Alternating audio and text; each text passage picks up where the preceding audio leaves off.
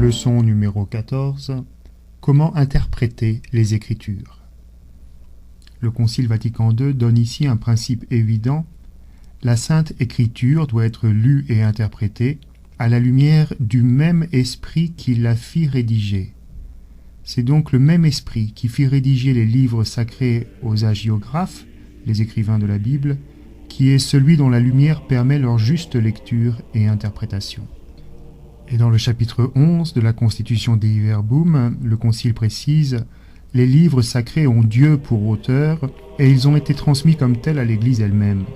En vue de composer ces livres sacrés, Dieu a choisi des hommes, auxquels il eut recours dans le plein usage de leurs facultés et de leurs moyens, pour que lui-même, agissant en eux et par eux, il misse par écrit, en vrai auteur, tout ce qui était conforme à son désir, et cela seulement. » Une fois que le rôle des hagiographes a été précisé, le Concile peut donner des lignes d'interprétation plus claires des textes sacrés.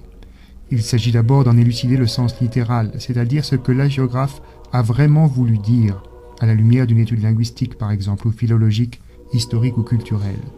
Puis, par une herméneutique, il s'agit d'élucider dans un second temps ce que Dieu veut nous dire ici et maintenant, en rentrant dans une intelligence plus profonde du texte. Pour cela, l'Église cède des méthodes d'exégèse moderne. Elles analysent le style littéraire, par exemple.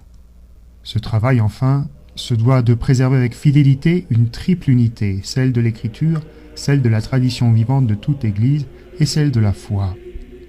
Cela se fera, enfin, en soumission en dernière analyse au jugement de l'Église.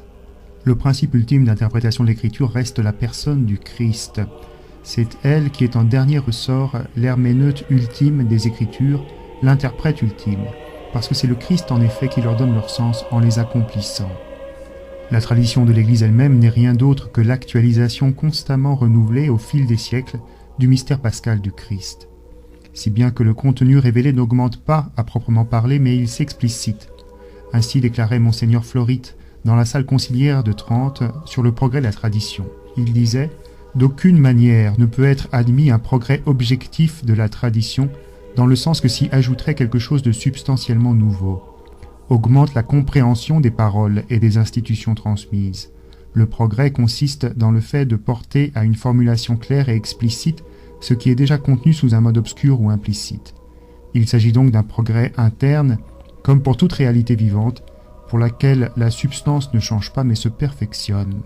En fait, c'est donc une plus grande compréhension des paroles et choses transmises, non un progrès externe, mais interne.